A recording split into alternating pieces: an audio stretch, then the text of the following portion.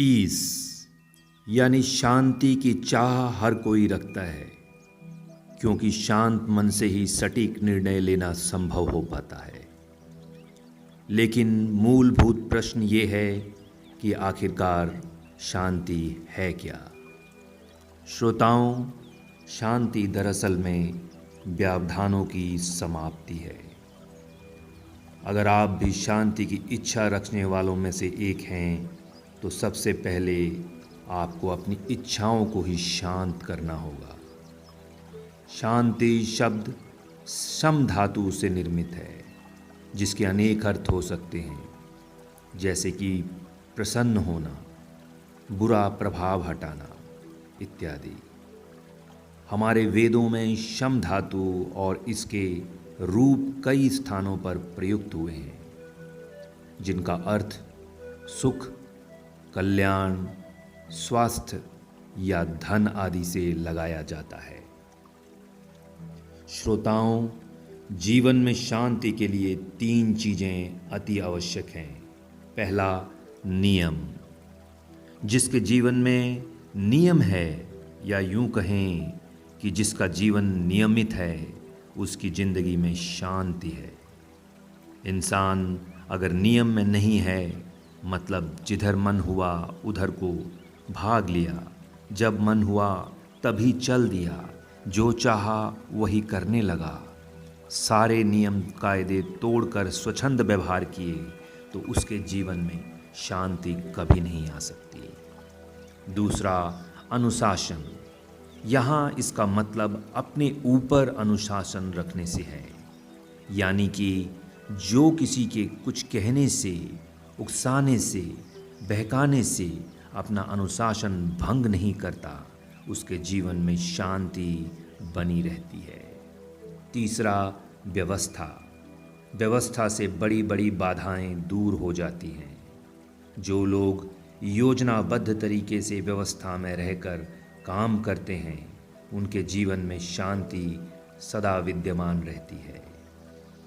गौतम बुद्ध अपनी भिक्षा का पात्र लेकर रोजाना भिक्षा मांगने जाया करते थे। जैसे ही वे किसी भी घर के सामने भिक्षा हेतु खड़े होते, वैसे ही उस घर की स्त्री बाहर निकलकर तैयार भोजन बुद्ध को दे देती। बुद्ध भोजन स्वीकारते और देने वाले को धन्यवाद कहकर आगे चले जाते।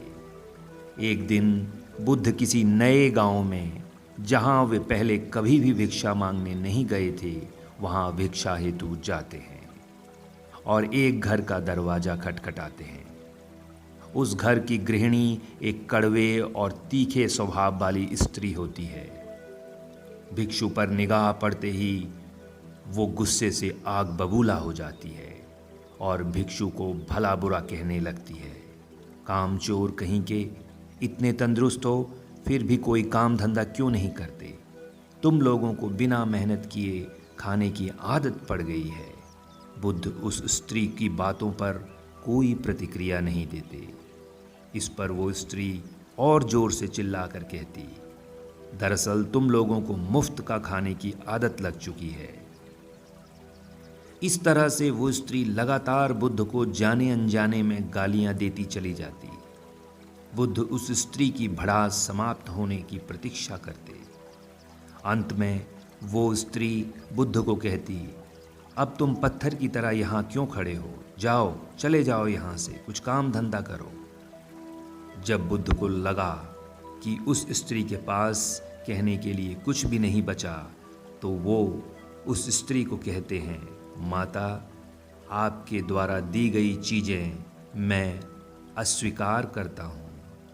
स्त्री आश्चर्य से कहती है, लेकिन मैंने तो तुम्हें कुछ भी नहीं दिया। बुद्ध कहते हैं, माता, मैं जब से आपके द्वार पर आया हूँ, तब से आपने मुझे वो सब कुछ दिया जो आपके पास है। स्त्री बड़ी समझदार होती है। वो तुरंत समझ जाती है कि भिक्षु उसके द्वारा लगातार दी जाने वाली गालियों के विषय में कह रहा है। फिर वो स्त्री लज्जा और आत्मग्लानि के कारण तुरंत बुद्ध के चरणों में गिर जाती है और क्षमा याचना करते हुए उनके लिए अंदर से खाना लेकर आती है। और उन्हें अर्पण करती है। इस तरह बुद्ध उस स्त्री को धन्यवाद कहकर वापस लौट जाते हैं। मित्रों, इस तरह की और मोटिवेशनल स्टोरीज़ के लिए आप मेरे चैनल को सब्सक्राइब कर सकते हैं और वीडियो अच्छा लगा हो तो वीडियो को लाइक और शेयर कर सकते हैं।